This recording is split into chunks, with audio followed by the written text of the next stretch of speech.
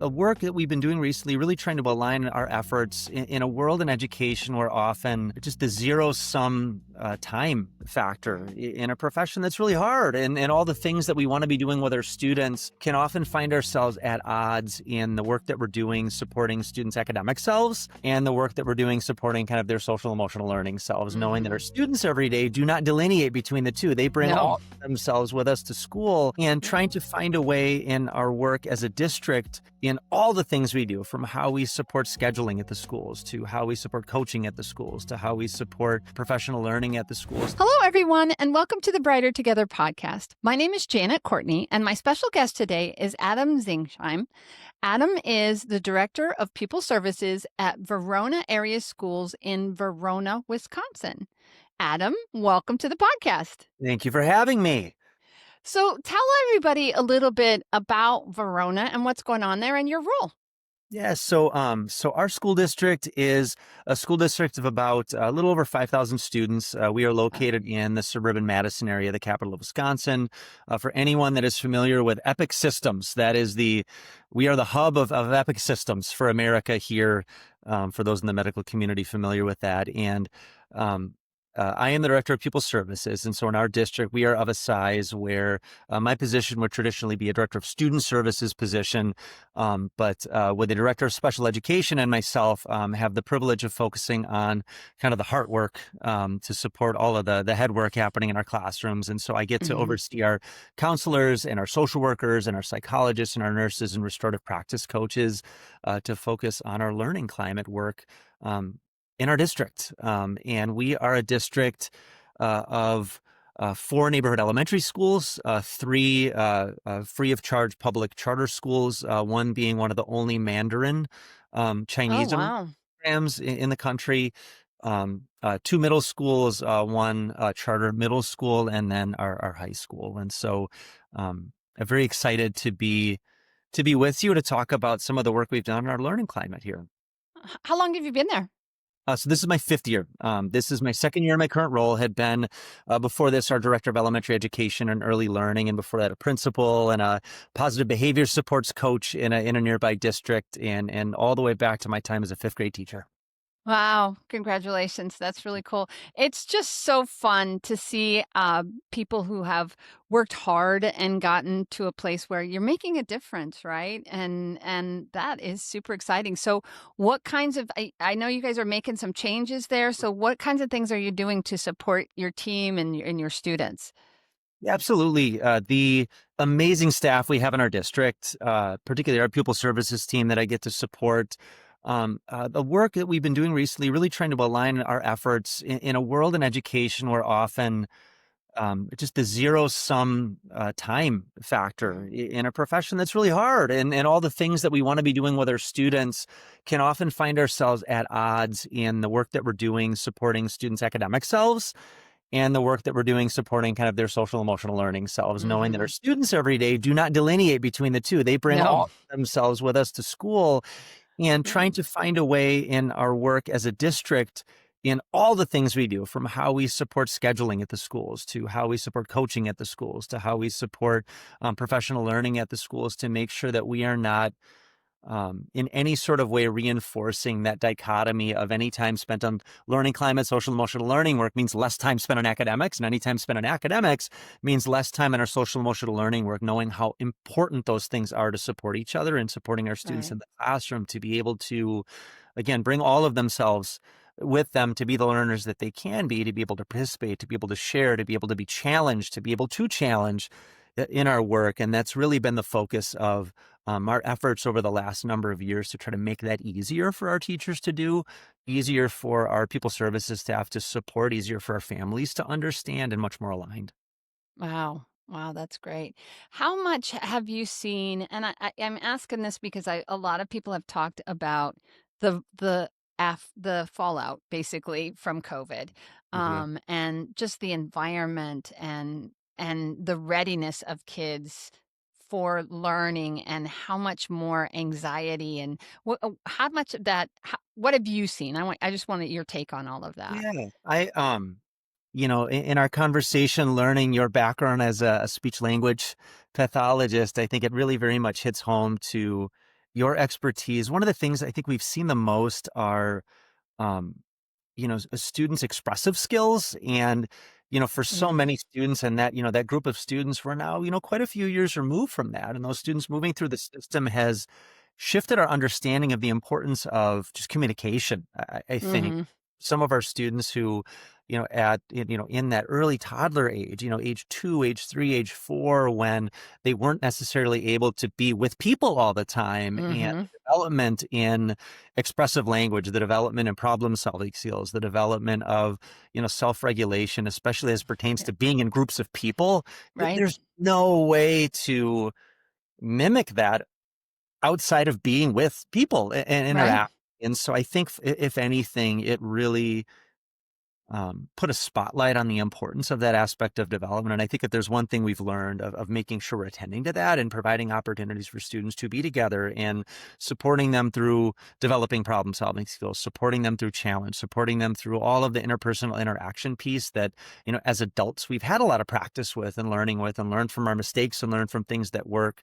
And to developing that same mindset with students and not Hmm. shying away from putting them in positions that they're going to be challenged and might disagree, but actually embracing that and supporting them through that has been something we've really worked to do all the way down to our Verona Area First 5 Years program, where that's a big aspect of our early learning and 4K development. And the importance of play groups in our district, of putting families and students in position to be together, has been something we've been very excited to get back to, kind of post pandemic, and continue to emphasize in prepping students for their K-12 lives. Right.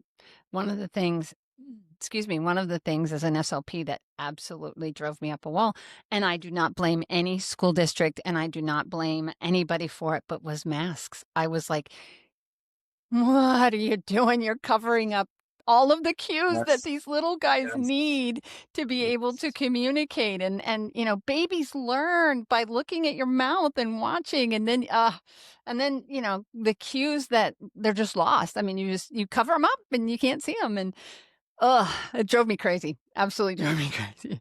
Yeah, and Janet, the other thing I would add in work that we're specifically doing here, I think beyond finding a way to make this an important part of our daily learning and instruction and support, as any other academic area, and seeing that as a part of a larger whole. I think the other thing that we've really worked to do in embracing um, some of our families' needs and particularly access barriers has been looking Mm, to see what we can do to situate ourselves to be bringing more therapy options into school, for students and families for whom, access might be a barrier for travel time, um, or even just navigating the system. That can be a very tricky thing, navigating the insurance system and trying to find partnerships at all of our levels, at the high school, the middle school, and the elementary level, that work collaboratively with area providers to be able to bring more of that into our buildings in a systemic way. I think has been another thing that we've been leaning into. And we're a few years in, we had a strand at our high school, and last year we were able to lean into that at the middle school level, and grow on that this year to hopefully build towards that full kind of kindergarten through 12th grade option, knowing that that will also support some of our families and our students with skills to So cope. Yeah. give us a little bit more. I want our listeners to really get a little bit more of an in-depth. How do you implement something like that? What have you guys done to Yeah. make that happen? I think the first thing has been taking a real honest look at just where we're spending our time, during the day, and balancing that with a real honest look of what our expectations are on our staff over the course of Mhm. the day, and particularly in Yeah. in our learning climate work and our social emotional learning world that often, pick any research, topic out there, pick any sort of boxed, support that's out there, any sort of, we go from PBIS and second step back to all the way to tribes, in the 90s. The Mhm. idea Mhm. of all of it is the same. And, the idea of assume nothing, teach everything, and that we shouldn't be holding students or anyone to expectations we haven't made very clear to them and supported them with. A lot of it has been just giving permission to put that time in. Um, as well as, again, having that honest look about, are we supporting teachers to do that? I think that's often an area Mhm. of education that is really difficult to replicate in the pre-service teaching world. And so it's one thing we just expect students and teachers coming into the profession to just kind of do. You just know how to do it, and don't often take that couple steps back to go, how have we actually supported someone to do this? And we end up kind of negatively reinforcing that cycle of expecting our staff to be doing things with students that we haven't actually supported them to be able to do with students through conversations, through opportunities to collaborate together around where, areas of strength or areas of growth might be, and just taking that time, because that's a part of every minute of every second of every day that as adults we're doing when we walk in the Mhm. hall, expecting students to, use 0 or 1 level voices. And then who are we as adults? We're the ones yelling down the hallway or colleagues and don't think about the Yeah. mixed messages those send and making those things known. In the spirit of the idea of purpose versus control. Are we teaching care, and are we teaching self-reflection? Are we teaching agency, or is this all about, rules? And we need rules in school, Yeah. in life, It's a or balancing act. helping students be agents in making those, in time decisions. Well, I could do this or I could do this. Which one is going to serve me better as a life skill Mhm. that's going to help us in school, but just in life beyond that? And we have to give that time. And so I think the journey for us has been um, giving permission and support to be taking that time, knowing that that will pay dividends in every single thing we do in our build. Mhm. There is a crisis in this country, a massive shortage of special education teachers. We know how devastating this can be for your students, families, and staff. Lighthouse Therapy places experienced special education teachers in virtual, hybrid, and on site roles, and we handle everything from hiring to onboarding to mentorship. These aren't just placements, they're professionals who understand compliance, collaboration, and care. Let us help you fill in the gaps with special education teachers who really understand. We are here to help. Visit lighthouse-therapy.com/brighter together to connect with us today. So what kind of outcomes have you seen so far? Um, Gosh, that's a great question. I think one, the biggest one, and it's not a quantitative measure. We can Yeah, certainly I look know. Sometimes it isn't. Yeah. in reductions in physical aggression, right? That's something we're Okay. seeing. The reduction in suspension, right? And all of those are very nuanced figures because behavior represents need. It represents some sort of unmet skill. It Right. represents, some sort of unmet need, and so that can be deceiving. But I think from a more qualitative perspective, what we're seeing in our students a willingness to speak up more, Mhm. and providing the time and space and skill to be advocating for themselves. And the conversations that we're hearing more, that our teachers are speaking to, that they're having with students, which is where we get into more of that kind of restorative mindset of doing with, not to, um, are seeing in our climate data, with our students, which is, it's always a perfectly imperfect measure. Um, Things that we're finding, students are expressing themselves more and are expressing their Mm. needs more, which allows us to be more responsive. And in our area, the Dane County Youth Risk Assessment is something we look at the secondary level. And, some of the things our students are speaking up, we're seeing differences in stressors for them. Things like, access to vaping is a big deal. That's something we need to provide support in. Things like social media and AI and all of that students are navigating in time. Our ability to respond to that, because we have students that are coming forth and speaking up more, which speaks to the relationships they're having with the adults, because that's a brave step sometimes to Yeah, be that is. Mhm. vulnerable and do that. And our ability to respond, I would say we're still early on in that journey, but absolutely are seeing, due to these efforts, really exciting reductions in, I think, physical aggression being one of them, but also we are becoming a district that's becoming much less disproportionate when we look at some of our identified focus groups, our Black or African American students, or students with special needs, or some of our multilingual learners, um, populations of students who our education system is underserved for many, many years. We're seeing big shifts in data, which again, I think speaks to the sort of environment we're providing and the supports we're Yeah. providing over serving those students. Well, and you end up also, I think you're probably going to end up with less students that end up on an IEP, right? I mean, you're supporting them before they even get there, That's which the is hope. really neat. Yep, Yeah. IEPs and 504 plans, trying to provide those support pathways so that when we get to that place, because there are absolutely instances where that is the appropriate next Right. step, that Absolutely. that Yeah. that is very apparent. We're not wondering Mhm. what might be going on here. We're not Mhm. wondering what supports have been provided. We've already done that, so that's the logical Mhm. step. Completely agree. Yeah, that's fantastic because, a lot of people are talking about MTSS and response center, response RTI, response center. We love our acronyms, don't we? Absolutely. Multi-tiered system of support and response to intervention, or MTSS and RTI. For those of you that are listening that don't know that, most of the listeners probably do, but we just love our acronyms, so I always try to be sensitive to that.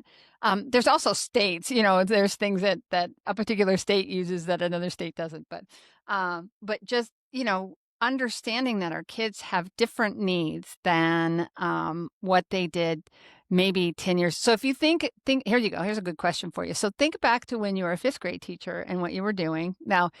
granted, you were a new teacher, but that experience, builds on itself. But the kids and how the kids were at that time, I've been a therapist for 31 years, and I'm telling you, the kids that I had 30 years ago are not the kids that are coming to me today, and and to our therapists today. And you learned really early on to recognize those triggers and those things that upset kids, or or when a child just really is not.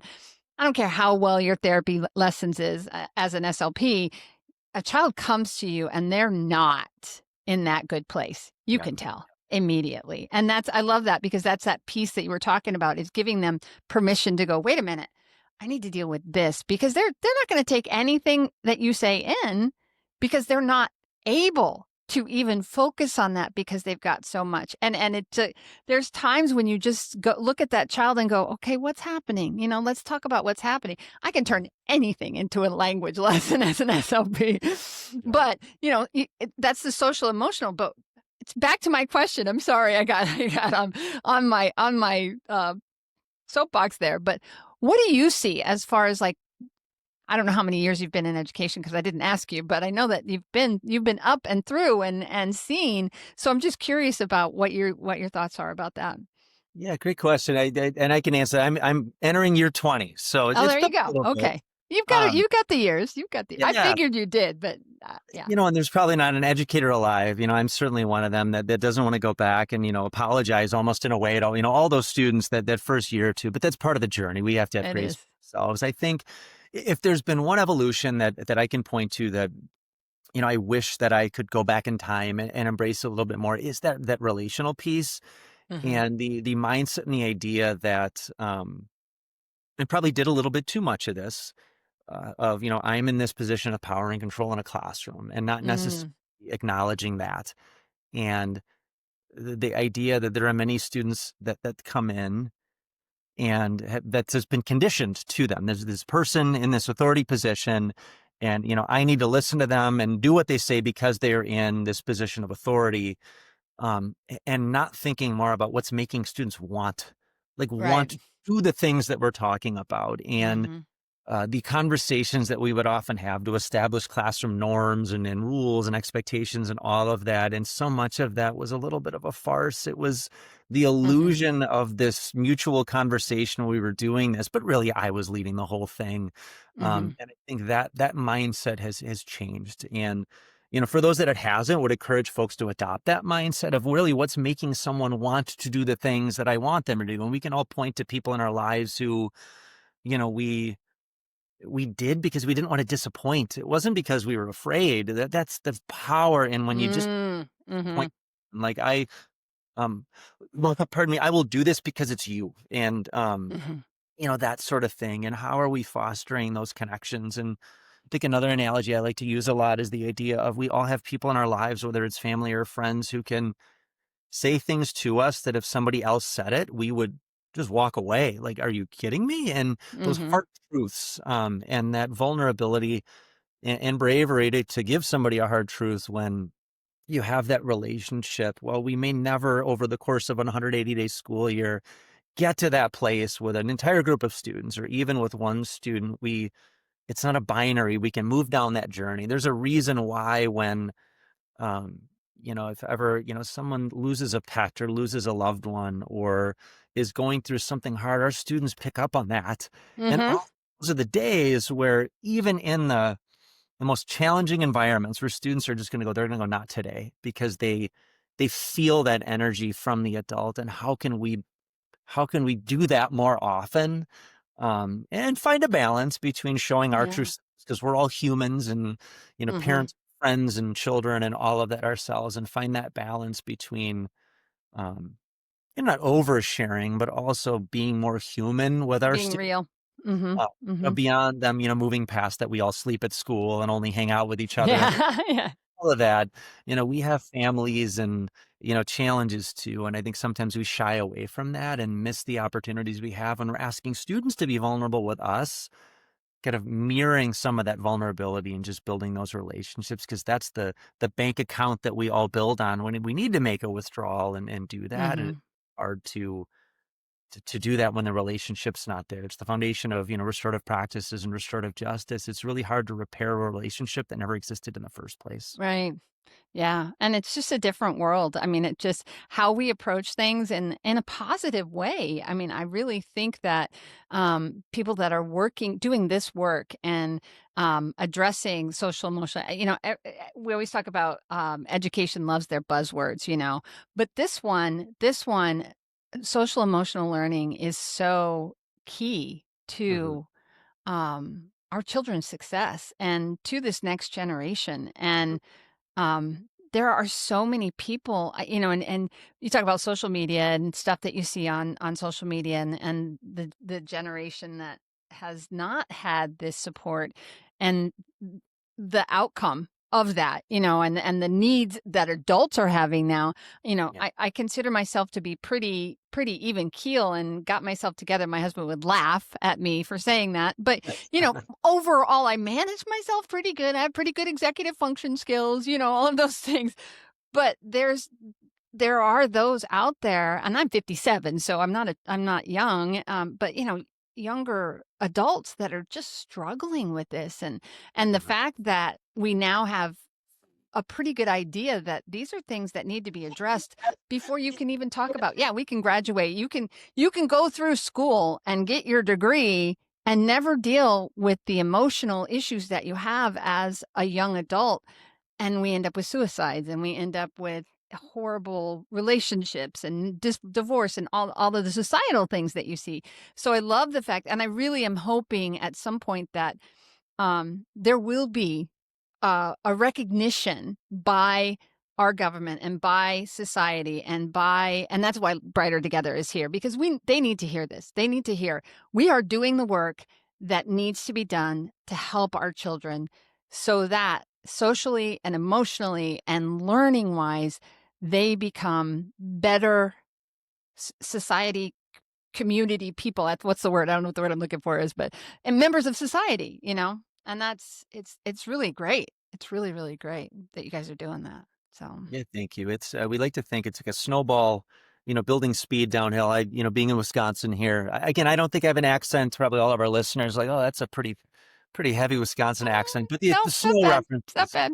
thank you, very naturally. But it's never a binary. Our social workers support in attendance, in being in school more, provides more opportunities for the support that a counselor might provide, Mhm. which, helps students feel seen, more, which helps in the classroom when they're in a math lesson, which makes them feel more capable, which, supports small group work a school psychologist might do, take away some of the anxiety, stomach aches that come that our nurses are supporting. And all of that works together to now you have a student who feels seen or heard. They're more a part of their classroom. They're, performing, in an improved way academically, and then they're at school more. And now the connection with the family is improved because, wow, my child is happy at school, so these must be all right people.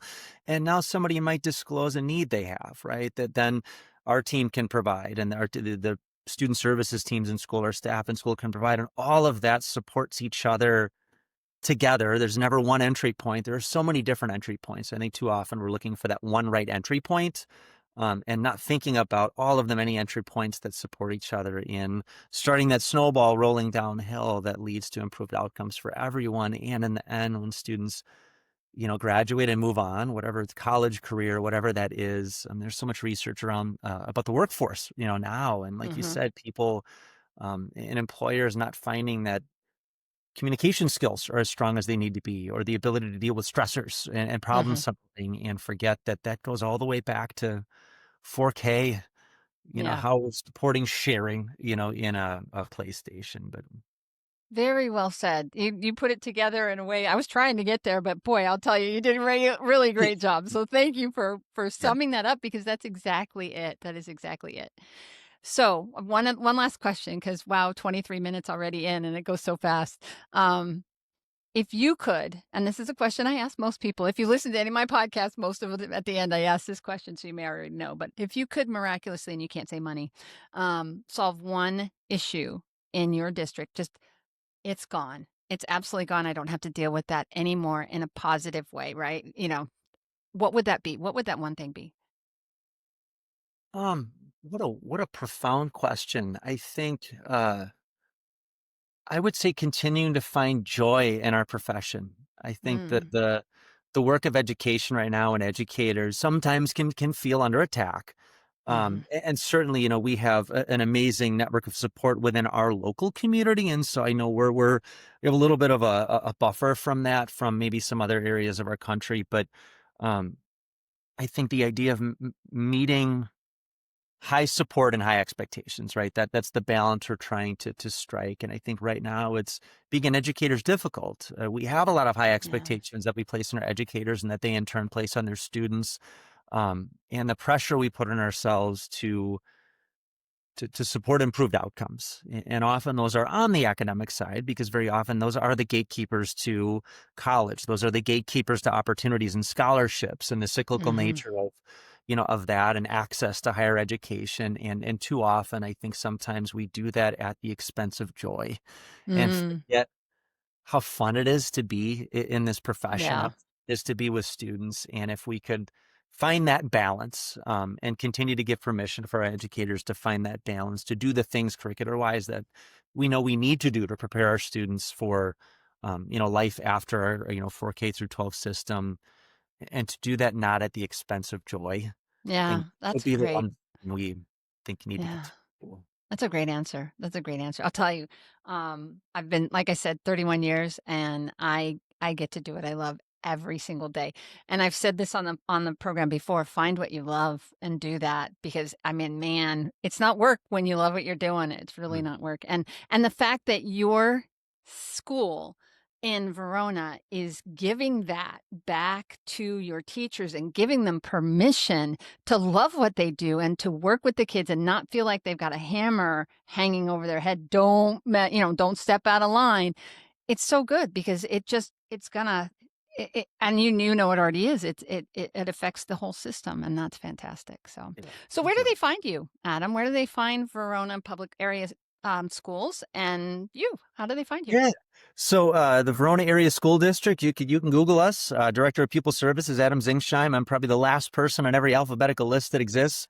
Yeah, But geographically, we are minutes away from the state capital, Madison. We are just south on the southwest side of the Madison area here in Dane County, and come visit us. We'd yeah. love to have you. Love to show you our district. Love to talk about our work, and appreciate the opportunity to be joining you today. Awesome. Awesome. Well, Adam, it's been a pleasure. I knew it would be from the minute that you got on that we were going to have a great conversation. And thank you so much for being on Brighter Together, because we're brighter together. Yes, thank you.